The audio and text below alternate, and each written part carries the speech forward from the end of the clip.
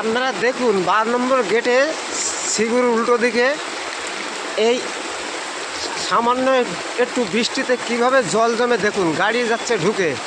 দীর্ঘদিন এই দোকানদারগুলো জলে হাবুডুবু খাচ্ছে, দেখেন শাটার ঢুকে গেছে, সব দোকানে জল ঢুকে গেছে।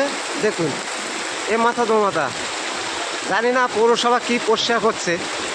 এই মাথা তো ওই মাথা অবধি পরিষ্কার। দেখুন জল, দেখুন দীর্ঘদিন এইভাবে জলের তলায় সব ডুবে আছে।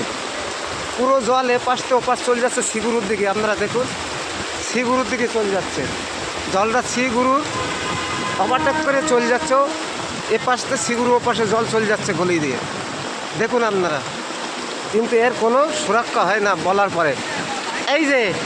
এই যে বাবন আছে জলে ভিজছে, এই ড্রেনটা পরিষ্কার জন্য কিছুই বলে না। এরা এখানকার দায়িত্বে আছে, তত দায়িত্বে আছি, এত ছবি উঠে আছে, প্রাক্তন দায়িত্ব সব, কিন্তু এই ড্রেনের জন্য কেউ কিছু করে না। দেখুন সবাই জল, দেখুন এ মাথা জল, দেখুন শুধু